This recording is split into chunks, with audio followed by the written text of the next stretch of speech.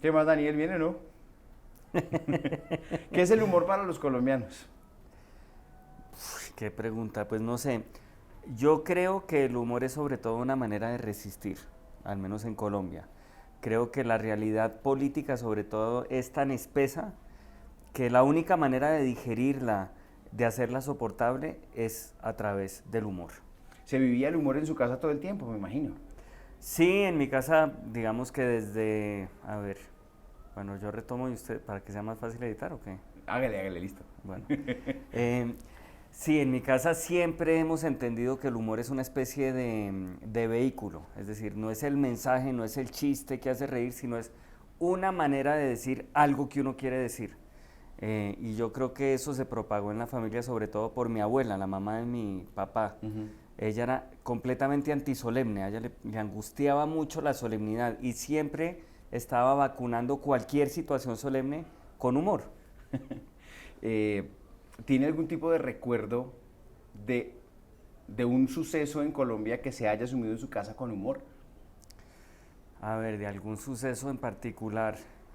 Pues muchos, obviamente, me imagino que pregunta en el ámbito familiar. Sí, sí, sí.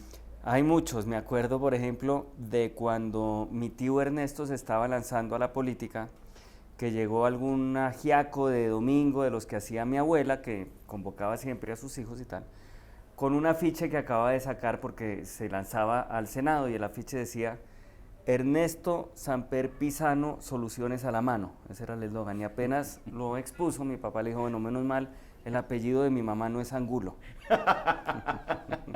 ¿Cómo inventarse nuevamente a partir del humor? Me explico, usted escribe columnas que son muy divertidas en donde nos canta la verdad, pero ahora también hace videos y es un youtuber muy importante. ¿Cómo reinventarse a partir del humor? Bueno, yo creo que eso lo pude hacer en la medida en que descubrí que en esta era en la que hay tantos formatos disponibles gracias a la revolución tecnológica, uno debe entender que no hace columnas propiamente, sino que hace sátira política Ujú. y que debe ser capaz de hacerla en todos los formatos que pueda. En el formato de una columna, que evidentemente es el que yo he tratado de dominar desde hace muchos años, pero también en el formato de un video, en el formato de una presentación escénica, por ejemplo, que también lo he intentado hacer allí con el Teatro Nacional, Ujú. aún en el formato de un videojuego, porque el año pasado también lancé un videojuego de sátira política, un videojuego que uno juega pues con el celular, Sí. en el cual al muñequito lo van persiguiendo los políticos.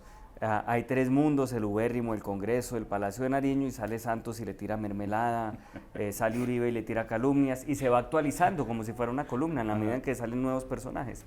Entonces creo que esa capacidad de traducción de formatos es una obsesión que uno debe tener en estos tiempos de hoy. ¿Son los políticos la mayor materia prima del humor en el país? Sin duda alguna, por lo menos en mi trabajo y desde mi punto de vista, claro que lo son. Los políticos colombianos, es decir, pocas personas son tan involuntariamente cómicas como un político colombiano. Ujú. Y eso lo puedo constatar yo semana tras semana. Cuando uno está angustiado, ve que llega el viernes, que debe mandar su columna, que no aparece ningún tema en el camino, siempre surge algún político colombiano que sale al rescate de uno. Siempre pasa alguna cosa en este macondo en el que vivimos que sirve de inspiración a un escritor de sátiras. O sale el embajador Pachito Santos diciendo que la comida que añora de su tierra es Taco Bell con el combo de Taco Bell con una Pepsi. O le da un infarto a José Obdulio Gaviria, con lo cual primero que todo demuestra que tenía corazón, que Ujú. eso le calla la boca a la oposición. Pero sale a salvarlo un desmovilizado de las FARC. Exactamente. Entonces todo lo que sucede involuntariamente es cómico, es aterradoramente cómico en Colombia. Usted le heredó a su abuela la falta de solemnidad para cosas, tanto que usted pone a un expresidente de youtuber. ¿Cómo fue hacer ese video que además es uno de los más vistos de todos los que usted tiene colgados en su canal? Pues realmente ahí el mérito yo creo que fue del hijo de Santos, el Ajá. hijo de Santos, uno de los hijos que se llama Esteban. Yo creo que él tenía mucha intuición de comunicaciones, sabía instintivamente mucho de eso, y un día me llamó y me dijo, mire, ya se va mi papá del poder, están preparándole agenda de medios, pero yo quiero que dentro de esa agenda él acuda a un formato digital extraño y yo veo mucho su canal, entonces ahí verá si se anima a invitarlo. Y yo dije, no, pues naturalmente que sí. Lo único es que obviamente él entienda que es un formato al que se debe acomodar él también y estar desprevenido. Y realmente fue muy fácil de hacer porque él llegó en absoluta disposición para hacerlo. Eso fue un domingo a las 5 de la tarde en el Palacio. Yo le pedí el favor de que fuera en corbata y llegó, hicimos eso como en hora y media. Y el formato de YouTube es muy particular porque yo creo que hace que las personas se quiten de cualquier prevención que puedan tener al hacer formatos de audiovisuales. Ajá. Es decir, cuando usted va a hacer televisión o va a hacer documentales o lo que sea, pues llega con un equipo grande, con luces, con varias máquinas, eso es intimidante. Cuando uno hace un video de YouTube, llega nada más que con un celular y entonces se empieza a crear una intimidad que es muy cercana a la que pueden sentir los estudiantes de bachillerato cuando deben hacer un trabajo en grupo. Y así siempre pasa, y así me pasó también con Santos, con ataques de risa, y siempre que he hecho videos así, termina sucediendo eso, hay momentos de ataques de risa y tal, es muy divertido. Y yo creo que eso todo se transmitió, pues. ¿Y cómo fue el del reggaetón de la corrupción? Que ese es otro también de los más vistos y más divertidos. Ese era más complicado porque ese sí tenía una producción un poco más grande, además pública, en la Casa de Nariño y tal. A mí me habían dicho que qué podíamos hacer para promover la consulta anticorrupción, quisiéramos un capítulo de Hola Soy Dani, pero como en este canal yo estoy obligado a ver lo que hacen los youtubers de verdad para tratar de imitarlos, de eso se trata el canal, de un tipo de 40 años que torpemente imita a los youtubers y llega generalmente tarde a lo que ellos hacen, pero lo intenta hacer. 43. Yo ya había visto que el gran método que encontraron los youtubers para crecer era hacer canciones, aunque no fueran cantantes, entonces se me ocurrió hacer eso, un reggaetón de la corrupción, armamos un grupo de chat.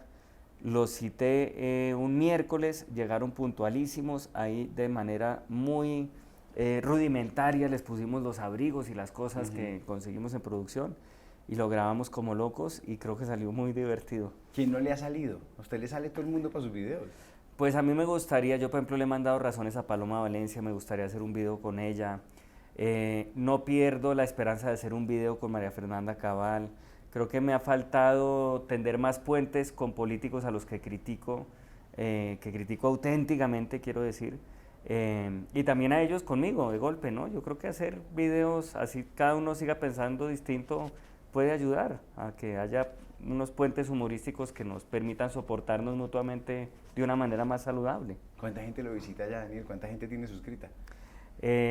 No sé en qué red, mi red más fuerte es Twitter, que esa es la esgrima diaria. Pero en YouTube, en YouTube tengo como, como 630,000 suscriptores, eso está pues muy bien para un personaje como yo que nunca tuvo, que cuando circulaba 100,000 revistas en Soho le parecía que esa era una noticia mundial y era la locura, que uno gracias a la tecnología con simplemente un celular logre tener una audiencia de 630,000 personas, pues es una barbaridad, ¿no? ¿El humor lo ha salvado a usted de algo? De todo, me ha salvado de todo porque el humor es una forma de ver el mundo, es un ángulo desde el cual uno se para poder observar que todo lo que sucede en el mundo, lo que incluso le sucede a uno, por dramático que sea, tiene un matiz ridículo que produce risa, sea la noticia que sea.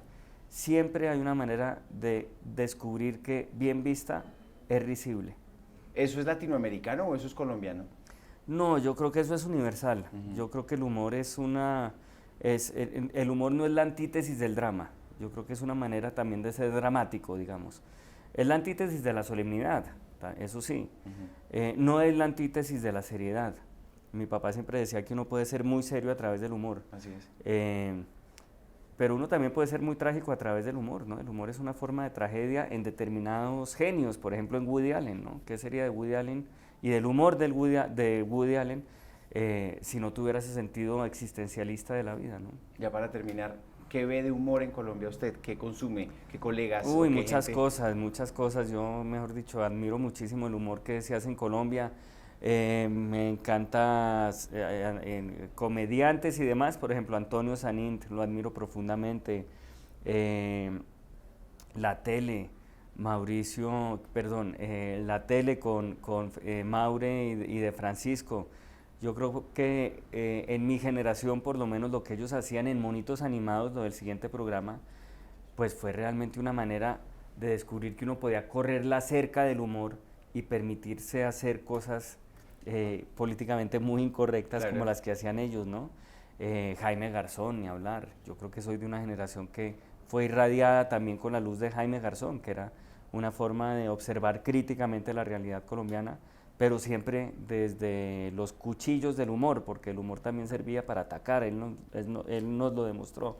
Pues quiero decir, atacar en el buen sentido, pasar al ataque, no solo defenderse, señalar, criticar, hacer contrapeso al poder, etcétera. Pero claro, Arango y Sanint, Mauri de Francisco, Jaime Garzón, ya contemporáneos, Alejandra Azcárate, me parece que hace unas observaciones de género fantásticas.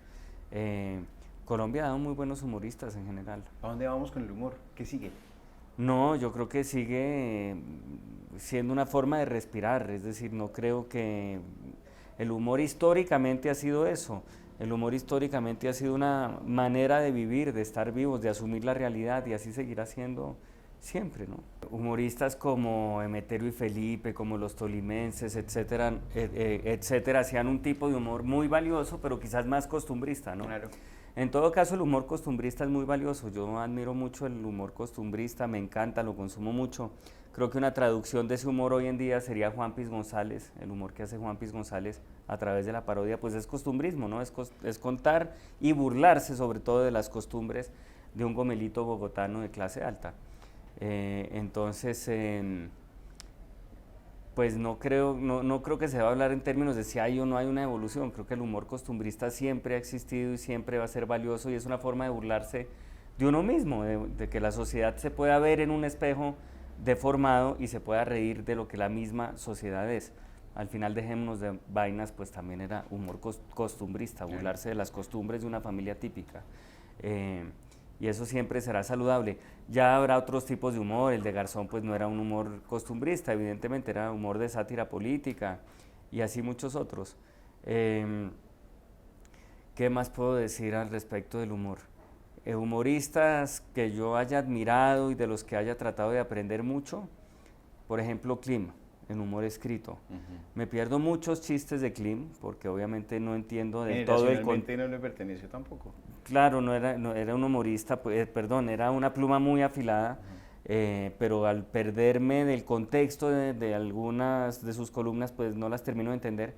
Pero en todo caso es un humor tan bien elaborado, tan sutil y a la vez tan punzante, que uno termina entendiéndolo y termina descubriendo un montón de posibilidades que se puede hacer con el humor y que el humor puede hacer contra el poder. Klim, sin duda alguna, creo que fue una de las grandes influencias que tuvo mi papá, por ejemplo, ¿no? Y bueno, y por ese camino espero que también, de alguna manera, así no le llegue yo nunca a los tobillos, haya yo podido heredar algo de ese sentido de observación de la política que tenía él, por ejemplo, ¿no? ¿O su papá? O mi papá. Que por lo demás, insisto, se trata de hacer que el humor sea el aceite con el que uno cocina el plato, pero no el plato. Es decir, que el vehículo siga siendo un mensaje para mandar a través de, que el humor siga siendo un vehículo a través del cual uno manda un mensaje, pero que no sea el mensaje. Quiero decir, estoy de acuerdo y celebro muchas veces el chiste por el chiste, eso me parece que también está muy bien. Pero creo que el humor es especialmente poderoso cuando uno lo utiliza de vehículo para enviar un mensaje más que de mensaje. De cocina para cocinar el plato más que de plato fuerte, digámoslo así.